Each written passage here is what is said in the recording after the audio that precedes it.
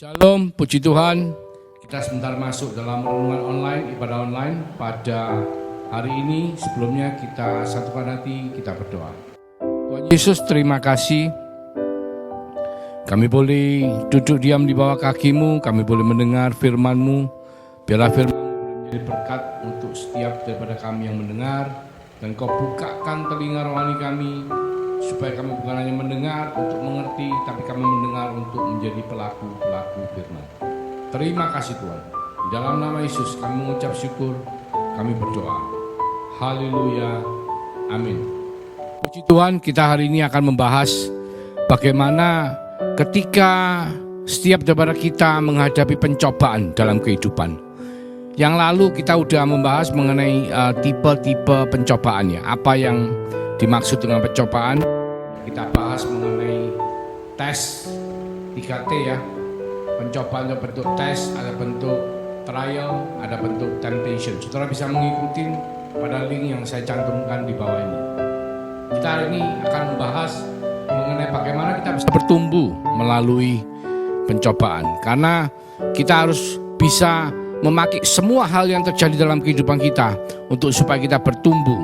Ketika secara fisik seorang bayi akan bertumbuh ketika makan makanan jasmani, maka fisiknya akan bertumbuh sampai dia menjadi remaja, sampai dia menjadi dewasa. Demikian pula setiap daripada kita ketika kita mengalami kelahiran baru, kita harus mengalami pertumbuhan. Kita tidak boleh tetap menjadi bayi-bayi rohani, tapi Tuhan menghendaki setiap daripada kita untuk bertumbuh menjadi orang-orang yang dewasa di dalam Tuhan. Pertama, kita harus bisa membedakan antara pencobaan dan pengujian. Kita harus bisa membedakan antara pencobaan dan penderitaan. Pencobaan itu seringkali berasal dari kuasa gelap, ya. Pencobaan itu biasanya tujuannya untuk menjatuhkan, merumuskan saudara dan saya. Sama seperti ketika kita melihat bahwa si ular atau si jahat itu mencoba Hawa supaya Hawa jatuh ke dalam dosa, dan si ular atau si iblis itu memakai Hawa untuk membuat Adam jatuh ke dalam dosa dengan setuju atau tidak melakukan apa-apa dan tidak menghalangi Hawa untuk makan buah pengetahuan baik dan buruk yang menyebabkan manusia pertama Adam dan Hawa jatuh ke dalam dosa. Itu asalnya dari kuasa gelap. Sedangkan kalau kita tahu pengujian atau tes itu asalnya dari Tuhan. Seperti ketika saudara dan saya kita mengambil tes untuk misalnya mengambil SIM ya, kita harus melakukan tes terlebih dahulu, baik tes secara teori maupun tes secara praktek. Supaya apa saudara? Supaya kita tahu belajar, kita menghadapi tes dan kita bisa melewati tes itu, maka kita akan kita akan dimurnikan, kita akan bertumbuh. Istilahnya kalau anak sekolah ujian tes lulus, dia akan naik kelas. Demikian pula pengujian yang adalah dari Tuhan, itu sifatnya yang membuat kita lebih baik, membuat kita bisa bertumbuh. Nah, sedangkan penderitaan itu adalah biasanya berasal dari dosa diri sendiri. Bisa juga dari dosa orang lain yang sebabkan orang lain berbuat jahat terhadap kita, ataupun terjadi karena peristiwa atau hukum alam, itu yang dikatakan trial. Seperti sekarang ini saudaraku, kita tahu bahwa kita semua seluruh dunia menghadapi pandemi COVID-19, dan itu adalah peristiwa alam, peristiwa yang terjadi menimpa semua orang. Tetapi bagaimana kita bisa bertumbuh melalui penderitaan yang terjadi dalam kehidupan kita, itu sangat penting. Ketika ada COVID-19, ketika kita mau mengikuti dan mau berhikmat, mengikuti anjuran dari pemerintah, mengikuti apa yang diperingatkan oleh pemerintah supaya kita menjaga protokol kesehatan, maka kita akan bisa melewati penderitaan itu dengan dampak yang minimal. Tetapi ketika kita tidak berhikmat, kita tidak mau bertumbuh, mengerti, tidak mau memikirkan, kita hanya melewati begitu saja. Banyak dari saudara ketika mereka tidak mau menjaga protokol kesehatan dengan baik, maka penderitaan yang mereka alami menjadi fatal. Bahkan banyak dari teman-teman itu mengalami sampai fatalitas kematian. Dan itu adalah pencobaan di mana setiap daripada kita dalam kehidupan ini tidak akan bisa menghindar akan pencobaan, terutama saat peristiwa alam kayak bencana alam, kayak pandemi COVID-19, itu semua dari kita akan menghadapi. Dan di mana kita bisa mengerti bahwa kita bisa bertumbuh di dalam pencobaan yang kita sedang alami atau penderitaan yang terjadi, maka Tuhan akan membuat kita lebih dewasa melalui peristiwa atau hukum alam yang terjadi.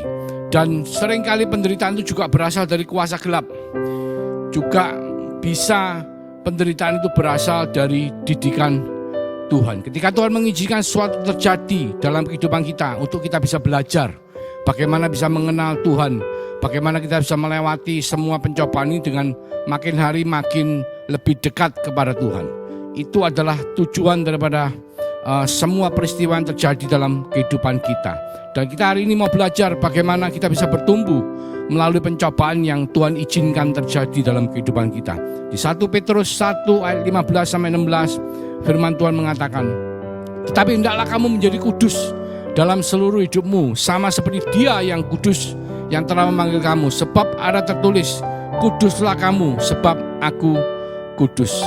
Salah satu daripada poin yang menyebabkan kita, yang membuat kita harus bertumbuh adalah karena kita harus diubahkan makin hari makin serupa seperti Kristus dengan pengkudusan yang harus kita jadikan Tuhan Yesus sebagai teladan dalam kehidupan kita. Sehingga ketika kita lahir baru, ketika kita mengalami kelahiran di dalam Tuhan, kehidupan kita belumlah terlalu kudus. Sama seperti ketika anak bungsu kembali kepada bapaknya karena dia bertobat. Dia sebelumnya yang tinggal dalam kandang babi yang najis, yang tidak kudus. Ketika dia kembali kepada bapaknya, bapak ingin anak bungsu atau anak yang hilang itu menjadi kudus, makin hari makin kudus seperti Bapa yang di sorga. Dan Jerry Bridges mengatakan, karena Tuhan kudus, Dia membenci dosa. Kita harus menumbuhkan dalam hati kita kebencian yang sama terhadap dosa seperti kebencian Tuhan terhadap dosa. Kebencian terhadap dosa sebagai dosa bukan sekedar sebagai sesuatu yang memalukan atau kekalahan, melainkan sebagai sesuatu yang mendukakan Tuhan. Inilah akar dari semua kekudusan yang benar. Kita tahu dosa itu artinya melenceng dari sasaran, hamartia, hamartano, sesuatu yang keluar dari rencana Tuhan. Jadi ketika Tuhan merencanakan sesuatu dalam kehidupan kita, kita tidak berjalan seperti yang Tuhan rencanakan, dan itu adalah definisi daripada dosa. Ketika kursi yang diciptakan semestinya untuk dibuat duduk, tetapi kita pakai kursi untuk memukul orang. Memang ketika kursi dipakai untuk memukul orang, orang yang dipukul pastilah mengalami sesuatu yang tidak enak, dan tujuannya tercapai dengan memukul orang itu pakai kursi. Tapi itu adalah dosa. Dosa bukan apa, tapi dosa karena kursi sebetulnya diciptakan untuk diduduki, bukan diciptakan untuk dibuat mukul orang. Dan dalam setiap kehidupan saudara dan saya, ketika kita tidak sesuai dengan rancangan Tuhan, yaitu rancangan Tuhan adalah kita makin hari makin menyerupai Kristus dalam kekudusan, maka kita dikatakan adalah berdosa. Sebelum kita tidak lagi hidup kudus dengan jatuh ke dalam dosa, kita berhadapan dengan pencobaan. Biasanya dosa itu disebabkan oleh pencobaan. Nah, cara kita menanggapi pencobaan menentukan pertumbuhan kita dalam kekudusan. Karena itu sebagai pengikut Kristus kita sangat perlu memahami bahwa pernyataan Alkitab mengenai pencobaan itu apa. Supaya apa? Melalui pernyataan Alkitab yang benar kita mengerti, kita bisa bertumbuh dari pencobaan-pencobaan yang terjadi dalam kehidupan kita. Seperti di Yakobus 1 ayat 13-15. Firman Tuhan mengatakan, apabila seorang dicobai, janganlah ia berkata, pencobaan ini datang dari Allah. Sebab Allah tidak dapat dicobai oleh yang jahat, dan ia sendiri tidak mencobai siapapun. Tetapi tiap orang dicobai oleh keinginannya sendiri, karena ia diseret dan dipikat olehnya. Dan apabila keinginan itu telah dibuai, ia melahirkan dosa. Dan apabila dosa itu sudah matang, ia melahirkan maut. Yakobus 1:13-15. Apabila seorang dicobai, janganlah ia berkata, pencobaan datang dari Allah. Sebab Allah tidak dapat dicobai oleh yang jahat, ia sendiri tidak mencobai siapapun. Tetapi tiap-tiap orang dicobai oleh keinginannya sendiri. Artinya adalah Tuhan tidak pernah menjadi sumber dari pencobaan yang jahat. Suatu pencobaan hanya dapat menggoda korban karena keinginan kita sendiri. Jadi kita harus waspada, bukan dengan orang lain, tetapi waspada dengan diri kita sendiri. John Owen mengatakan ada banyak pencobaan yang berusaha menarik, memikat, dan menguasai seseorang untuk melakukan dosa. Namun akar dan sumber dari semua hal itu terdapat dalam hati kita. Pencobaan tidak meletakkan sesuatu yang sebelumnya tidak ada dalam diri seseorang. Jikalau kita tidak mengerti mengenai hal itu, kita tidak akan punya satu keinginan. Tetapi ketika dalam hati kita sudah ada sesuatu, terbersit keinginan, terbersit kemauan, dan ada godaan dari luar yang datang, temptation kalau kita terjemahkan ya dalam bahasa Inggris, maka hati kita akan terpaut dengan godaan itu dan kita melakukan dosa. Dan itu tidak ujuk-ujuk, saudaraku. Sama seperti ketika Hawa dicobai oleh si jahat. Kalau bukan dari Hawa sendiri yang melihat bahwa apel atau buah yang pengetahuan baik dan buruk ya, bukan apel ya, tapi banyak orang mengatakan apel, itu sangat menggiurkan, sangat enak. Bahkan dikatakan bahwa ketika orang makan buah itu, maka dia akan bisa menjadi seperti Tuhan. Dan Hawa tahu bahwa menjadi seperti Tuhan atau tahu baik dan buruk, benar dan jahat, itulah sesuatu yang di luar, melebihi daripada apa yang mereka sudah miliki. Sehingga ketika pertama dia mendengar si jahat mengatakan itu, dia tergiur, tetapi dia tidak berani mengambil. Dan hari berikutnya sampai pada satu saat dia tergiur dan dia akhirnya mengambil buah itu dan memakannya, dan dia jatuh ke dalam dosa. Sama seperti seekor ikan. Pada awalnya ikan berdiam diri, dia punya keinginan. Karena apa? Karena dia melihat ada umpan yang dilempar, saudaraku. Dan ketika umpan itu, seperti Yakobus katakan, apabila seorang dicobai, janganlah dia berkata pencobaan ini datang dari Allah, sebab Allah tidak dapat dicobai oleh yang jahat, dan dia sendiri tidak mencobai siapapun. Tapi tiap-tiap orang dicobai oleh keinginannya sendiri, karena ia diseret dan dipikat olehnya. Jadi ikan itu ketika dia melihat umpan yang ada di dalam mata kail pancing itu, dia terpikat oleh keinginannya. Keinginan itu apa? Untuk makan umpan itu. Dan itu membuat akhirnya ikan itu memakan umpannya. Sama seperti Hawa. Ketika Hawa melihat buah itu begitu menggiurkan, bahkan dia juga diberitahu dengan godaan bahwa kalau kamu makan buah itu, kamu akan bisa seperti Tuhan, bisa tahu yang mana yang benar, yang mana yang salah, bisa tahu yang mana yang baik, yang mana yang buruk. Maka dia terpikat oleh keinginan itu.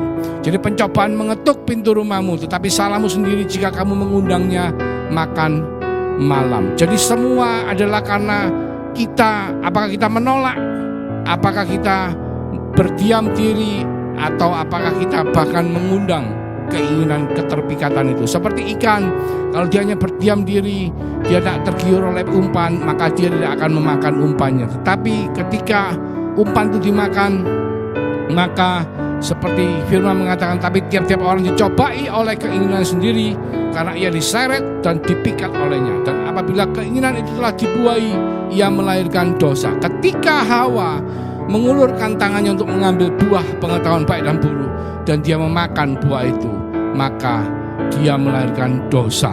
Dan dosa itu adalah sesuatu yang menyebabkan kematian. Dosa itu ketika sudah matang, maka ia melahirkan maut. Jadi itu semua terjadi melalui sebuah proses, saudaraku. Jadi kejatuhan setiap daripada kita ke dalam pencobaan bukan sekedar ujuk-ujuk tanpa kita memikir langsung kita berdosa, tetapi tidak. Itu semua sudah ada dalam hati kita. Ketika kita hidup di dunia, maka cara berpikir dunia, worldview kita adalah seperti kehidupan di dunia. Ketika kita mengalami kelahiran baru, Tuhan ingin kita mengalami pembaruan budi supaya kita tidak serupa seperti dunia. Tapi ketika dunia itu datang dalam segala pencobaannya, maka apa yang ada di dalam hati kita, ketika kita terpikat oleh keinginan dunia, maka lahirlah sebuah dosa dari pencobaan yang ada. Dan ketika dosa itu sudah matang, maka ia melahirkan maut.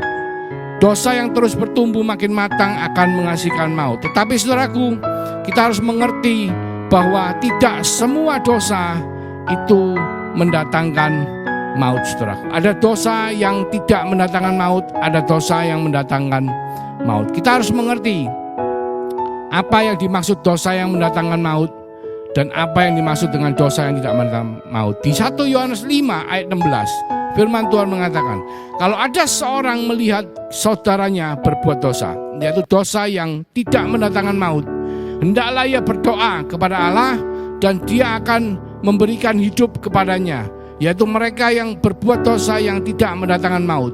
Ada dosa yang mendatangkan maut, tentang itu tidak kukatakan bahwa ia harus berdoa. Semua kejahatan adalah dosa, tetapi ada dosa yang tidak mendatangkan maut. Saudara tahu bahwa maut itu terjadi ketika seseorang itu tidak mendapatkan anugerah pengampunan dari Tuhan.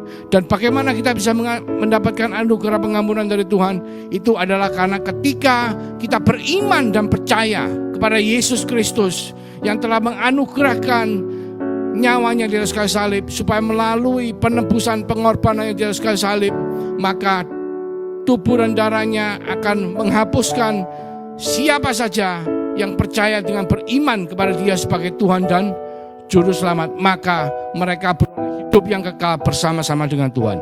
Dan maut itu terjadi ketika orang tidak percaya, orang tidak beriman. Karena hanya iman yang sanggup mengalahkan dunia. Hanya iman kepada Yesus yang membuat saudara dan saya mengalami kehidupan yang kekal. Dan ketika kita tidak mempunyai iman, maka kita akan mengalami maut. Dan dosa yang mengalami maut adalah dosa yang membuat kita akhirnya bisa tidak beriman kepada Yesus Kristus sebagai Tuhan dan Juru Selamat. Kalau kita melihat dari hamba-hamba Tuhan, dari Alkitab yang sudah katakan, ada beberapa tokoh-tokoh Alkitab yang ketika mereka mengalami pencobaan dalam kehidupan, mereka keluar dan bertumbuh. Salah satunya kita lihat adalah Ayub. Ayub ketika dia mengalami pencobaan yang dilakukan oleh iblis si jahat, bukan Tuhan. Iblis ingin membuat Ayub mendurhakai Tuhan, tetapi Tuhan mengatakan, engkau boleh mencobai dia, tapi engkau tidak boleh mengambil nyawanya. Akhirnya Ayub dicobai, tetapi ketika dia berjalan menghadapi pencobaan itu, pada akhirnya dia bisa bertumbuh. Dengan apa, saudaraku? Dengan dia mengenal Allahnya lebih baik. Bahkan dia mengatakan bahwa kalau dulu aku hanya mendengar mengenai engkau, tapi sekarang aku melihat, aku bertatap muka, aku tahu bahwa engkau adalah seperti ini. Dan dia mengenal Allah lebih dalam lagi, karena melalui pencobaan itu dia bertumbuh, saudaraku. Tapi ketika kita melihat Saul ketika dia dicobai oleh harta, di mana Tuhan mengatakan bahwa dia harus memusnahkan semua rampasan perang, semua ternak yang didapat karena menang perang. Tetapi Saul mengambil dan menyimpannya untuk rakyatnya dan untuk dirinya sendiri. Tapi ketika Tuhan melalui Samuel menegur dia bukannya bertobat, saudaraku, tapi dia makin menjauh dari Allah, sehingga Allah memutuskan untuk mengangkat Daud, orang lain, sebagai Raja Israel. Dan itu adalah contoh dari tokoh Alkitab, ketika menghadapi pencobaan, dia tidak mengalami pertumbuhan, bahkan dia mengalami kematian. Kita juga lihat Petrus mengalami pencobaan ketika dia menyangkal Tuhan Yesus 3 kali. Ketika itu semua terjadi, dia sangat menyesal, tetapi dia malu sekali untuk bertemu dengan murid-murid yang lainnya. Bahkan dia malu untuk bertemu dengan Tuhan. Tetapi Tuhan dengan kasih-Nya yang luar biasa menghampiri Petrus dan mengajak Petrus untuk bertobat. Dan Petrus meresponi dengan positif, dan dia bertobat. Dia kembali bersama-sama dengan murid-murid yang lainnya untuk melayani Tuhan. Tapi ketika kita melihat Yudas ketika dia mendurhakai Tuhan, dia tidak mau bertobat, tapi bahkan dia menggantungkan dirinya sendiri untuk bunuh diri karena di dalam penyesalannya telah mengkhianati Tuhan. Itu adalah contoh-contoh tokoh daripada Alkitab ketika menghadapi pencobaan dalam kehidupan mereka, bagaimana mereka meresponi. Tetapi yang penting adalah satu, janganlah kita berbuat dosa yang mendatangkan maut, yaitu dosa yang membuat kita tidak beriman, dosa yang membuat kita meninggalkan Yesus. Jadi yang contoh yang sangat luar biasa yang kita dapat adalah ketika Daud jatuh ke dalam dosa, karena Daud membunuh Uria, suami daripada Batseba, yang mana dia selingkuh dengan Batseba. Batseba mengandung dan dia ingin supaya tidak ketahuan, tetapi Uria tidak mau menemani Batseba untuk tidur, sehingga akhirnya Uria kembali ke medan perang dan Daud membunuh Uria dengan mengirim Uria di medan pertempuran paling depan sehingga dia mengalami kematian. Dan ketika Tuhan menyuruh Nabi Nathan untuk menegur Daud, Daud bertobat, saudaraku. Dia menyesal, dia bertobat, dia mohon ampun, dia minta kepada Tuhan, jangan engkau ambil rohmu daripadaku.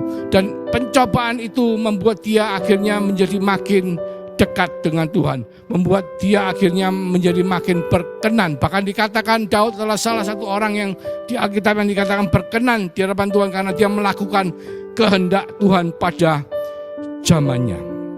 Saudaraku, kita semua tidaklah kebal dari pencobaan. Tidak ada satupun dari kita yang tidak mengalami pencobaan dalam kehidupan kita. Tetapi pernyataan Alkitab jelas membuat kita harus memilah-milah yang dimana ketika kita sedang menghadapi pencobaan, yang paling penting adalah poin supaya apa? Supaya kita tidak melakukan dosa yang mendatangkan maut, supaya kita tidak menjauh dari Tuhan, tapi kita tetap melekat pada Tuhan. Meskipun dalam dosa kita datang kepada Tuhan dengan pakaian compang-camping, dengan tubuh bau babi seperti anak bungsu yang kembali kepada bapaknya, Tuhan akan datang memeluk kita, mengampuni kita. Janganlah kita malah menjauh daripada Tuhan karena kita malu akan dosa kita. Janganlah kita menjauh daripada Tuhan karena pencobaan yang kita hadapi membuat kita sangat menderita. Tapi justru Tuhan minta kita makin mendekat kepada Dia, makin melekat kepada Dia, makin mengenal Dia. Supaya apa, saudaraku? Supaya ketika pencobaan itu lewat, kita bisa bertumbuh, makin mengenal Tuhan, makin dekat dengan Tuhan. Karena apa, saudaraku? Karena firman Tuhan mengatakan, ketika ada perempuan berzina yang ditemukan oleh ahli Taurat dan dibawa ke dalam di hadapan Tuhan, dikatakan begini, apa yang engkau akan lakukan, Rabi? Jadi para ahli Taurat itu mengetes Tuhan Yesus bagaimana lakukan orang yang berzina, ketahuan berzina. Karena kalau menurut hukum Musa, perempuan yang berzina itu biasanya dirajam dengan batu sampai mati. Tetapi Tuhan menanyakan pertanyaan setelah dia menggambar di tanah, dia bertanya, barang siapa yang tidak berdosa, silakan dia melempar batu pertama. Tapi akhirnya semua orang, tidak ada yang melempar batu karena tidak ada orang yang tidak berdosa. Sampai pada akhirnya tidak ada orang satupun yang melemparkan batu dan semua meninggalkan perempuan itu. Dan Tuhan tanya di Yohanes 8 ayat 10, lalu Yesus panggil berdiri dan berkata kepada perempuan itu, hai perempuan, di manakah mereka? Tidak adakah seorang yang menghukum engkau? Jawabnya, tidak ada Tuhan. Lalu kata Yesus, aku pun tidak menghukum engkau. Pergilah dan jangan berbuat dosa lagi mulai dari sekarang. Jadi itu yang Tuhan lakukan. Tuhan mengingatkan, tidak ada satupun dari saudara dan saya yang tidak berdosa. Tidak ada satupun dari saudara dan saya yang kebal dari pencobaan. Tidak ada satupun dari saudara dan saya yang bisa melewati pencobaan tanpa kita bersandar kepada Tuhan. Tapi yang penting adalah satu, ketika kita melakukan dosa, jangan melakukan dosa yang membawa kepada maut. Satu. Kedua, setelah kita melakukan, kita bertobat.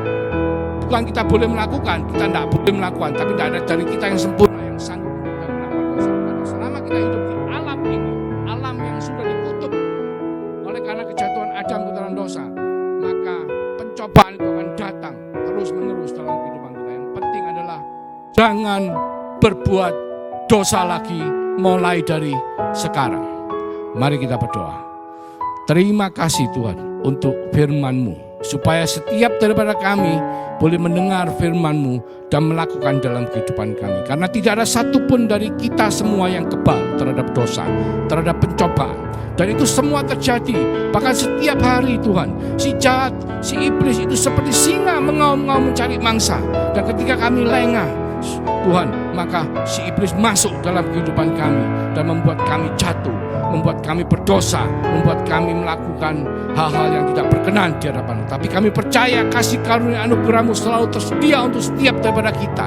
Bahkan Tuhan mengingatkan kita, janganlah berbuat dosa yang mendatangkan maut, yaitu dosa yang membuat iman kita menjadi hilang atau tidak bertumbuh. Tetapi Tuhan mengingatkan kita supaya apa? Satu, kita tidak berbuat dosa lagi. Jadi ketika Tuhan mengingatkan kita, kita bertobat dan kita tidak melakukan berdosa lagi. Dan kita menjaga iman kita dengan punya hubungan intim dengan Tuhan. Terima kasih Bapak. Biarlah berkat yang Kau berikan kepada setiap daripada kami melalui meterai Roh Kudus yang selalu menyertai, melindungi, memimpin, menuntun setiap daripada kita, memberkati kita mulai hari ini sampai Engkau datang kedua kalinya Tuhan. Memakai kita menjadi berkat bagi bangsa-bangsa sampai pada Maranatha. Dan kita semua yang percaya di dalam nama Yesus, kita sama-sama mengatakan haleluya, amin. Tuhan Yesus memberkati.